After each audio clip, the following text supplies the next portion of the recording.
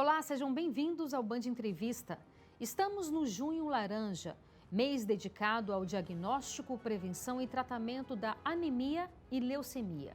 A anemia é representada pela diminuição de glóbulos vermelhos no sangue e o principal sintoma é o cansaço. Mas também podem surgir mal-estar, tontura, dor de cabeça, palidez, falta de ar e unhas quebradiças. Já a leucemia é uma doença maligna dos glóbulos brancos e a origem está na medula óssea, onde as células sanguíneas são produzidas. Além de perder a função de defesa do organismo, os glóbulos brancos doentes produzidos descontroladamente reduzem a capacidade de fabricação das outras células que compõem o sangue e comprometem as funções. Entre os sintomas da leucemia podem estar febre, fadiga, infecções frequentes, perda de peso sem motivo aparente, hematomas, dor nos ossos e suor noturno. A anemia não pode virar leucemia. O que pode acontecer é que a anemia pode ser um sintoma da leucemia. Por isso a importância do diagnóstico precoce das doenças. E sobre esse assunto, a gente conversa agora com a doutora, médica, hematologista Marta Mariana Arruda. Muitíssimo obrigada pela sua participação aqui, doutora, falar sobre esse assunto tão importante, que tem tantos tabus, né? Queria começar perguntando qual a importância do Junho Laranja. Eu que agradeço o convite. Na verdade, a ideia de se discutir esse assunto é justamente corrigir determinados conceitos, determinadas ideias que as pessoas têm e que não condizem com a verdade, especialmente no século XXI. Nós temos, algumas pessoas têm aquela sensação de que às vezes procurar é um problema porque você vai achar e na verdade o princípio é justamente procurar para achar e resolver. Perfeito. Né? Muitas dessas condições elas têm solução fácil e ter essa noção é importante. Além disso, toda vez que a gente fala de anemia, de leucemia, a gente tem que falar do transplante de medula óssea. E que é uma forma importante de tratar as principais causas de anemia, de leucemia e algumas anemias. E conscientizar as pessoas para serem doadoras, tanto de sangue, especialmente nesses tempos pandêmicos, né, em que os estoques de todos os tipos de sangue estão baixos. Verdade. E entrar no cadastro de doadores de medula óssea. Aumentando o nosso banco, a gente aumenta a chance de que todo mundo tenha acesso a esse tratamento que é tão importante, tão necessário. Perfeito. A gente vai ter muito tempo para falar sobre isso, mas já que a senhora tocou nesse assunto, como se faz essa doação da medula óssea? Inicialmente, a pessoa precisa ser doadora, né? Para isso, ela tem que procurar o HEREME, o Hemocentro, então aqui em Brasília, no Hemocentro de Brasília, fazer um cadastro, ela vai colher sangue. É claro que essa pessoa precisa ter alguns critérios, geralmente adultos, né, entre 18 e 60 anos, se eu não me engano. A princípio, o peso não é tão relevante, nem tipo sanguíneo, mas não tem nenhuma doença crônica importante, especialmente doenças infecciosas e câncer. E o cadastro, é importante que a pessoa mantenha esse cadastro sempre atualizado, porque é a forma que o Hemocentro tem. Uma vez que essa pessoa faz o cadastro, ela vai ser colocada num banco. O tipo de medula que ela tem, que a gente chama de HLA, vai ficar no banco. E a chance de compatibilidade é muito pequena. Então, a maior chance é que essa pessoa passe a vida inteira e nunca seja convocada. Mas eu preciso de um banco grande justamente para aumentar a chance de encontrar. Se encontra uma compatibilidade, o Hemocentro vai entrar em contato com essa pessoa e aí sim ela vai repetir os testes e pode virar candidata a ser uma doadora efetiva. A forma de doar, na maioria das vezes, é definida pelo centro transplantador, de acordo com a doença que o paciente que vai receber tem. Principalmente, a gente faz doação por aférese. A aférese é um procedimento que lembra uma diálise. Passa um catéter e o sangue vai passar por uma máquina em que eu separo o que eu preciso e devolvo o que não é necessário. Procedimento de baixo risco, uma vez só, né? E aí esse material, que é a medula óssea, vai ser entregue para o centro transplantador. O Brasil hoje, a gente importa medula de qualquer lugar do planeta, né? Se for necessário, porque os bancos eles são todos interligados. A gente também tem o potencial de exportar. Então, um doador de medula, ele pode ser doador de medula para qualquer pessoa no mundo. Que bacana. Então, vamos lá. Vamos começar falando sobre anemia. O que é a anemia? A anemia, na verdade, não é uma doença, né? Ela é um sinal clínico, ela é um sintoma de que tem alguma coisa errada. Em sala de aula, eu digo muito para os meus alunos que anemia tem que ter nome e sobrenome. Não basta dizer a pessoa tem anemia, isso é não ter nada, ela tem que ter anemia alguma coisa. A principal anemia que existe é a anemia por deficiência de ferro. Então, nesse caso, falta ferro, a medula óssea, que é a fábrica do sangue, não consegue produzir células vermelhas para fazerem a sua função, que é transportar oxigênio.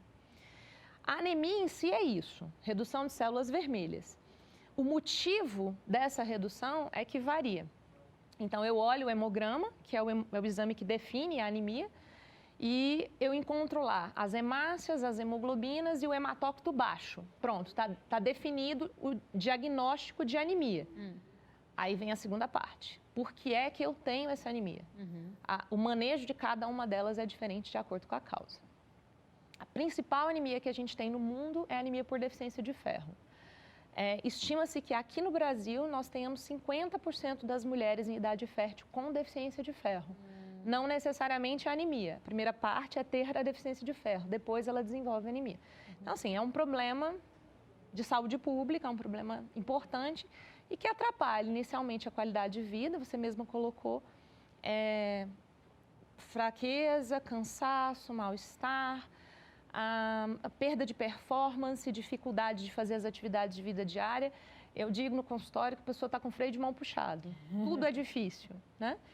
E à medida em que o problema vai se agravando, começa a ter efeito no coração. Olha. Então, taquicardia, palpitação, falta de ar, tontura, lipotímia, que é o desmaio, né? A depender da velocidade de instalação e do tempo que essa pessoa tem anemia, pode se tornar uma condição grave que vai demandar internação, transfusão de sangue, enfim. Nossa, Quando eu era criança, eu tinha anemia e eu lembro que... Hoje eu não como carne vermelha, mas eu lembro que minha mãe me dava muito fígado. Faz sentido isso? Pois existe uma fórmula de fígado, curcuma beterraba. Devia ser listada pela Declaração dos Direitos Humanos como tortura, né?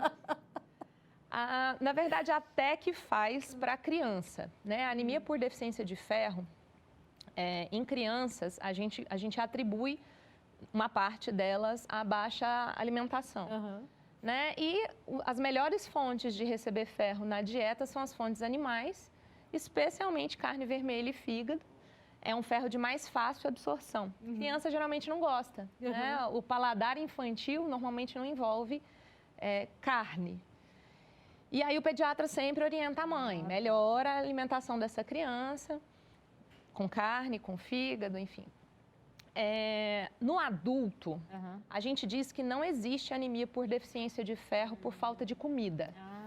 A demanda do adulto é menor, né? Ele cresceu já, então ele vai viver mais ou menos com o ferro que ele tem. Ele precisa absorver e o que tem na dieta ocidental é mais do que suficiente. Só que a gente esquece que não é só comer, é não perder, né? As parasitoses intestinais, que são um problema em determinadas populações, especialmente de criança, é uma forma de perder o ferro para o bicho, né? Para a lombriga, para o ancilóstoma, enfim. A mulher que menstrua, menstrua normal, mas o que é normal? Ela sempre menstruou demais e não sabia. As próprias perdas por gravidez, parto, amamentação, todas essas situações fazem com que o balanço fique baixo. E aí você precisa suplementar de alguma forma. Doutora, falamos bastante sobre anemia. Agora eu gostaria de abordar um pouco sobre a leucemia. O que é a leucemia? Leucemia é uma neoplasia, é um câncer, né? Que a célula doente é a célula tronco hematopoética, a célula que é mãe de todas as células que vêm para o sangue. E mora na medula óssea. Então, a gente diz que é um câncer da medula óssea, para ficar mais fácil de entender. Existem vários tipos de leucemia, né? E existe um peso muito grande quando a gente cita esse termo, leucemia. A ideia que vem na mente das pessoas é que se trata de uma doença fatal, que vai matar em poucos dias. E, de fato, existem algumas leucemias que são muito graves, Mas, ao mesmo tempo, eu tenho pacientes com leucemia crônica que não fazem tratamento, eles só fazem acompanhamento. Então, a gente varia de um espectro de uma doença extremamente indolente, que pode levar anos para ter alguma manifestação, a uma doença de muita gravidade que precisa de tratamento rápido. Uhum. Por isso a importância do diagnóstico precoce, né? Exatamente para a leucemia, nós não temos grandes ferramentas de diagnóstico precoce. E é aí que a gente volta nas anemias, né? Uma anemia crônica precisa ter explicação. O paciente precisa saber por que é que aquela alteração existe no sangue dele e, obviamente, ser tratado. Não pelo fato de que a anemia se transforma, como você bem colocou, mas porque a anemia pode ser um sintoma. Os sintomas que a gente mais nota num paciente com leucemia são perda de peso inexplicada, febre, infecção de repetição, calafrios, sudorese noturna, aparecimento de manchas roxas no corpo, não mancha roxa que vem esporadicamente nas pernas, que mulher tem, mas manchas em lugares que a gente não bate, rosto, dorso, barriga. São todos sinais de que está faltando as células do sangue. E provavelmente elas estão faltando porque a medula não está funcionando bem, a fábrica não está funcionando bem. Então, ao sinal desses sintomas, especialmente quando eles estão associados, o paciente precisa ser avaliado em âmbito de pronto-socorro, emergência. No hemograma a gente define isso. Então, como identifica, como é possível identificar a leucemia? A partir desses sintomas, o primeiro exame que vai ser feito é o hemograma, que é um exame que todos os lugares têm, né? Um exame de fácil acesso e fácil interpretação. O que a gente mais vai ver na leucemia é a redução das 3 linhagens de células que a medula deveria estar produzindo. A célula vermelha, então o paciente desenvolve anemia, a célula branca, a mais importante é o neutrófilo, eventualmente, em algumas circunstâncias, o linfócito, e a plaqueta, que é a célula principal da coagulação. Caem 2 a 3 dessas ao mesmo tempo. Outra alternativa é o que trouxe o termo leucemia, quer dizer excesso de células brancas. Leucos é branco e hemia no sangue. Então, muitas células brancas no sangue. É quando o paciente tem o contrário. Ele começa a produzir muitas células brancas, O organismo está combatendo alguma coisa? Não, é a própria doença. Tá. A própria doença, ela enche tanto a medula que as células imaturas que não deveriam estar saindo da medula começam a extravasar. E aí o paciente tem um aumento dessas células brancas, mas no caso da leucemia aguda, que é essa leucemia que precisa de atenção rápida, essas células são imaturas. O blasto. Esse termo é um termo que faz com que o médico seja rapidamente encaminhado para o hematologista. O diagnóstico demanda avaliação medular. Então, depois de uma primeira parte em que o clínico, o pediatra, o médico do pronto-socorro vai avaliar esse paciente... No próprio hemograma ali já acende o sinal. Ele já desconfia. E aí, para a gente confirmar o diagnóstico, precisa avaliar a medula óssea com um exame chamado mielograma. É um exame simples em que eu vou usar uma agulha fina para aspirar o conteúdo de dentro do osso, a medula óssea.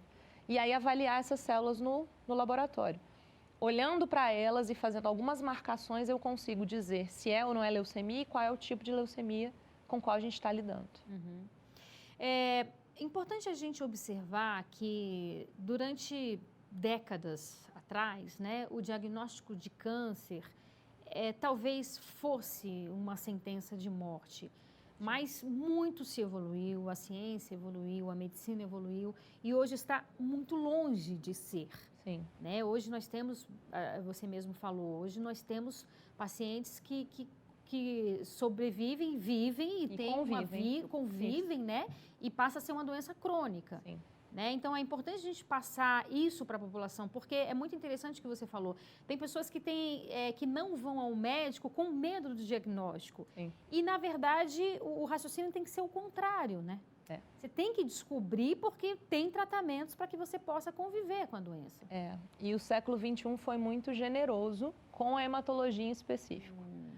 A gente fala muito em oncologia hoje da medicina de precisão, né, em que você detecta a alteração ainda no nível molecular e corrige essa alteração molecular que corrige a doença em última instância.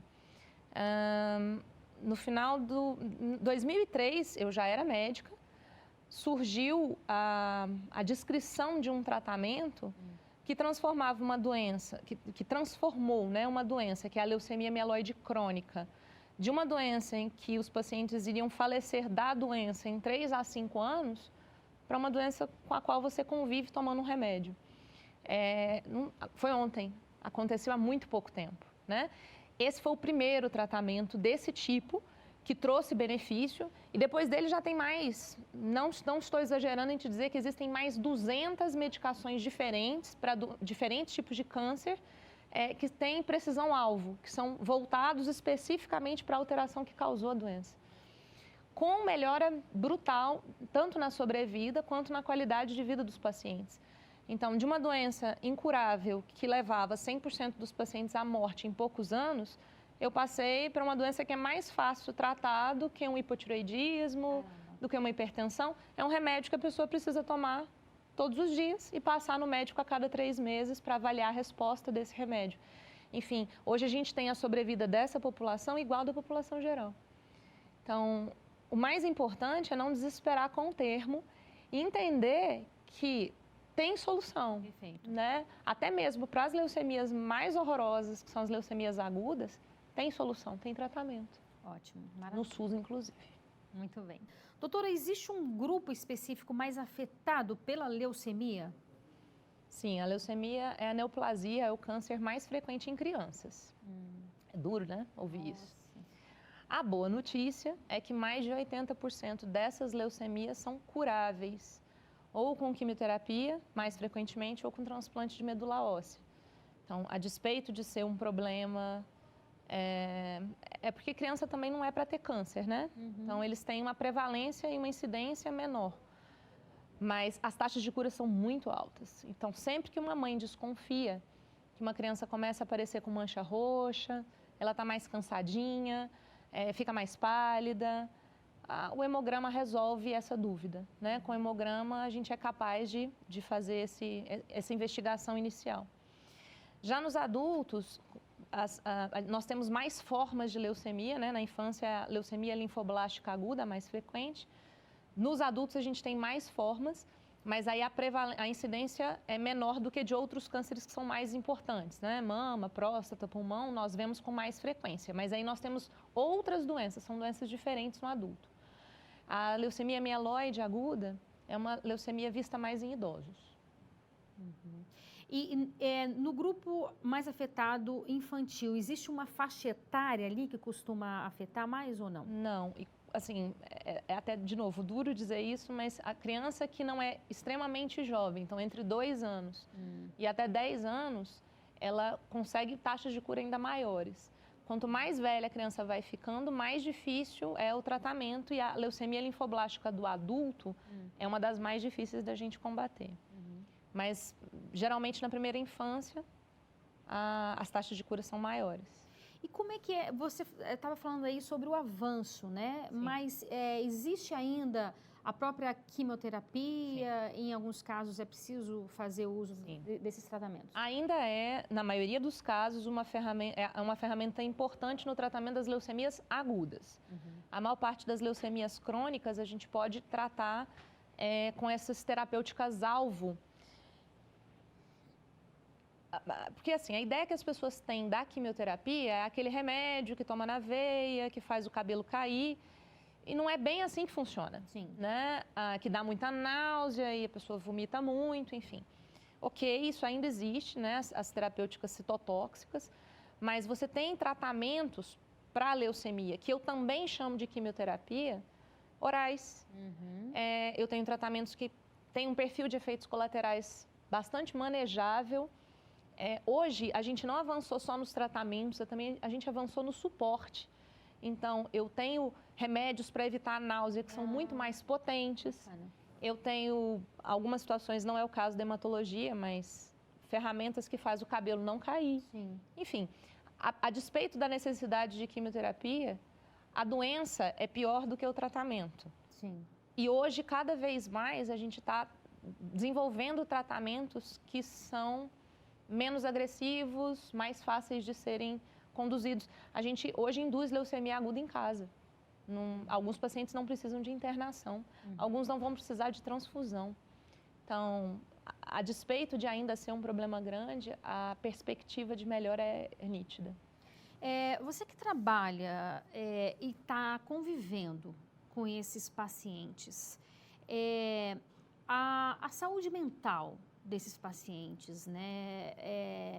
É difícil porque você ter um diagnóstico desse, eu não faço ideia, mas acredito que deva ser algo ainda muito difícil, muito doloroso, a despeito de tudo que a gente vem conversando, né? De todo esse avanço.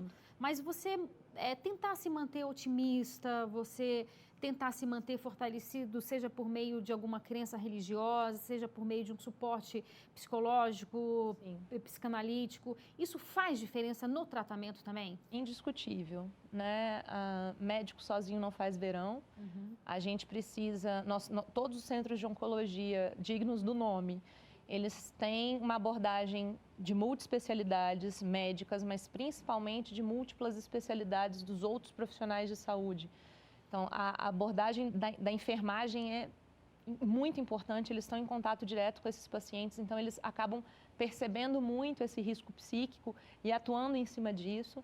A psicologia, obviamente, também, o serviço social. Existem outras demandas que o paciente, que, por exemplo, é internado, ele precisa resolver, né? Existe toda uma vida lá fora que ele deixou e isso gera sofrimento, gera estresse para ele. A fisioterapia, a terapia ocupacional, enfim. Antes existia aquela ideia que grávida e gente doente precisava fazer repouso, né? Isso acabou. Tá? Então, o paciente que está induzindo uma leucemia, ele vai fazer fisioterapia todos os dias. Saúde é saúde muito mais amplo do que a ausência de doença, né? E, claro, uma rede de apoio super importante, familiar, espiritual, sem dúvida nenhuma. Eu costumo dizer para os meus pacientes que eu não entro em guerra derrotada. Então, uma vez que a gente resolve lidar, assim, resolve não porque você não escolhe, né? Mas uma vez que você é confrontado com essa realidade, você precisa pegar essa realidade e seguir com ela, assim. Uma luta, né? Luta, mas é luta para ganhar. Boa.